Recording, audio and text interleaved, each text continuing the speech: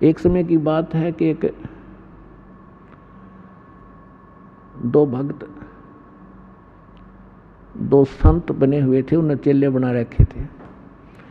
थोड़ा बहुत अध्यात्म ज्ञान इनको होता है तभी तो ये थोड़े बहुत आम समाज के अंदर पूजे हो जाते हैं।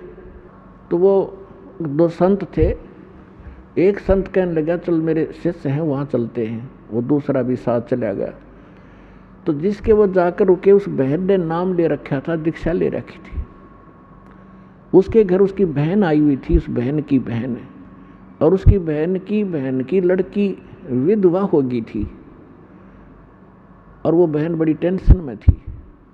तो जो उपदेश प्राप्त थी उस बहन ने अपनी उस बहन को, जो अनुपदेशी थी, उससे कहा कि बहन रोटी बनवा दे, मेरी मदद कर दे, खाना बनवा दे, साधु संत आ रहे हैं।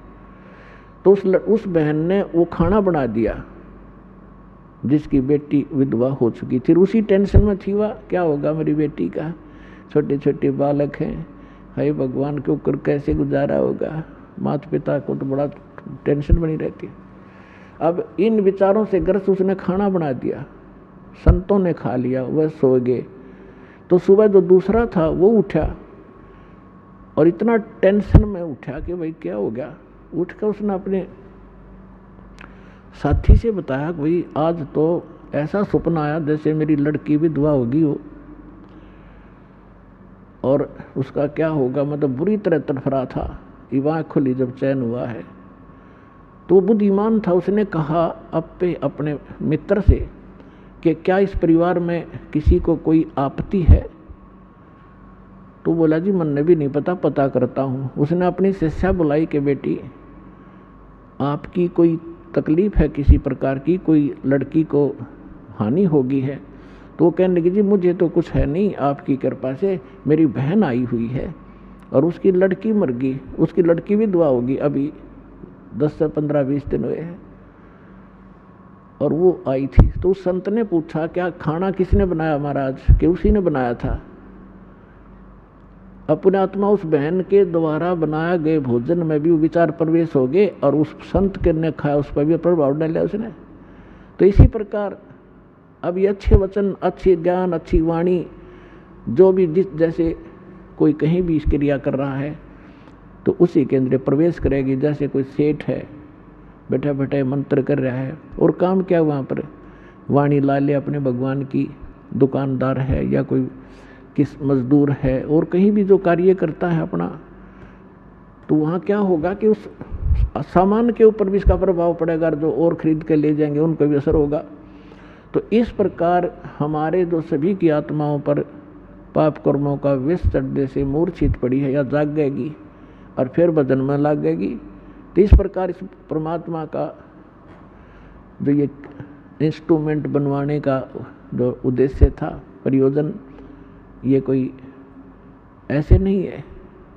नहीं तो इसके अंदर सारी बकवाद देखें, जब तक ये ज्ञान नहीं होता, कोई फिल्म देख रहा है, कोई और बकवाद देख रहा है, कोई खेल देख रहा है, और अब ये ज्ञान होने के बाद कि ये बकवाद छोड़ के इसमें भगवान देखो, परमात्मा का नाम सुनो, ज्ञान सुनेंगे, तो यही इंस्ट्रूमेंट जो दुरुपयोग करके हमारा जीवन नाश कर रहे थे, ये हमारे जीवन को सफल करेंगे।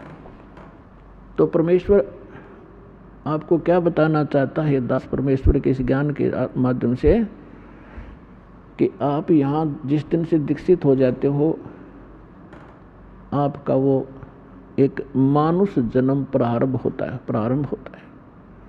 उससे पहले आप मनुष्य शरीर अवश्य था लेकिन कर्म मनुष्य के नहीं थे। सभी सद्ग्रंथ, सभी संत और खुद परमात्मा आकर बताते हैं कि परमात्मा इस मनुष्य जीवन की प्राप्ति आपको केवल परमात्मा प्राप्त करने के लिए और जरा और मरण के संकट से छुटवाने के लिए ही प्राप्त होता है। आपको ज्ञान संपूर्ण होता नहीं, और संसारिक लोगों से जो ट्रेनिंग आपको मिलती है उसमें दृढ़ हो ही जाते हो। कोठी बना ले बेटा, उस लड़के ने देख ले थोड़े से दिन हुए नौकरी लगा था और 2 कोठी बना ली, तो हमारे वो इंजेक्शन लग जाते हैं, हम फिर वही टारगेट लेकर आगे चलते हैं नौकरी में या कोई बिजनेस में। कोठी बनाऊं, प्लाट लूँ, कार लूँ बढ़िया सी, और 1 मिनट में मृत्यु हो जाती है और कोठी कार धरी धराई रह जाती है। कबीर साहब कहते हैं राम नाम कड़वा लगे,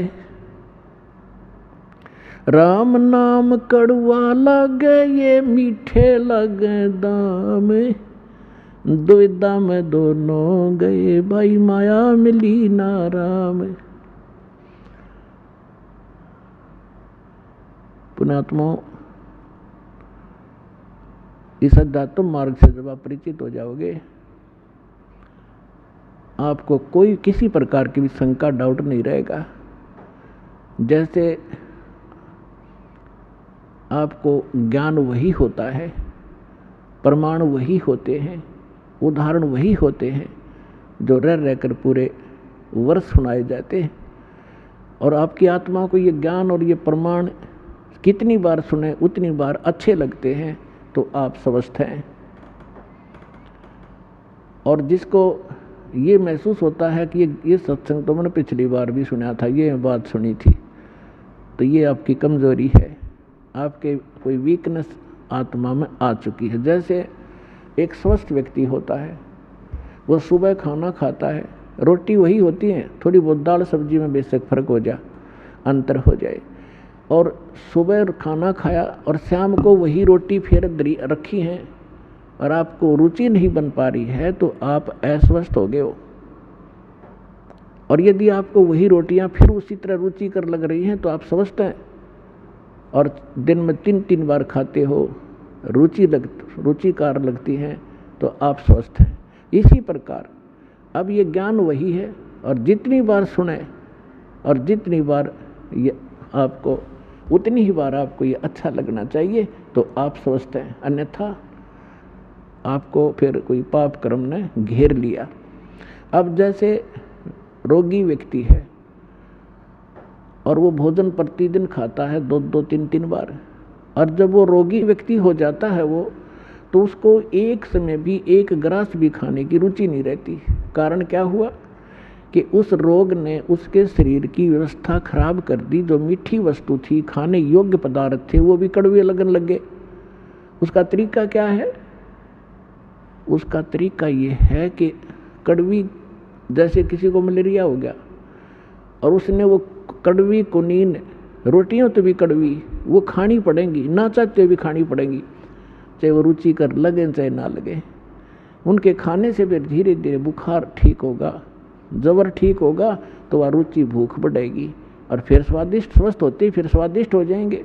तो इसी स्वादिष्ट लगा करेंगे। इसी प्रकार ये सत्संग के अंदर ये दोनों डोज हैं। इसमें आत्मा का आहार भी है और ये ट्रीटमेंट, ये उपचार भी साथ होता है। जैसे कोई भक्त सत्संग सुन रहा है और ये मन में आता है कि तो पहले भी सुना था, तो बेशक आप ना चाहते हुए भी उठकर नहीं जाना चाहिए, उसको बार बार सुनना चाहिए। थोड़ी सी देर में आप देखोगे ओहो ये तो ठीक सी लगन लाएगी, तो उस ये कुनीन का काम भी करेंगी। ना चाहते हुए भगवान की महिमा को सुनते ही रहना चाहिए और ना चाहते हुए भक्ति जैसे मंत्र करने लगते हो, रुचि सी ना बनती, ना बनन दे, एक बार मंड जाओ करडे से होकर मन भागन दे, दूर थोड़ी देर भागेगा फिर आप पे सेट होगा। इसी प्रकार परमात्मा कहते हैं कबीर हरि के नाम को हेज बजो चाहे खज, उल्टा सुल्टा ओ गही खेत पड़ा जो बीज। अब परमात्मा के नाम में लग जाओ, चाहे हेज यानी अपनी रुचि से या खज के माथा सा ठनकते हुए भी शुरू कर दो। और कहते हैं जैसे खेत में बीज पड़ गया, उल्टा पड़ो चाहे सुल्टा उगेगा। तो इस प्रकार आपने इस ज्ञान को सुनना चाहिए। अब जैसे हमने जो ट्रेनिंग समाज से मिली, जहाँ भी गए उन्होंने यही कथा सुनाई, क्या कर रहा है बेटा, कि इंजीनियरिंग कर रहा हूँ। और अच्छा क्या लगेगा, जेई लगूंगा। कोई कहे मैं STO लगूंगा। अच्छा हमारे गांव में एक लड़का था भाई फलाने का सर, वो जेई लगा था, उसने एक कोठी वहाँ बना ली और एक प्लाट खरीद लिया और उसने न्यू कर लिया।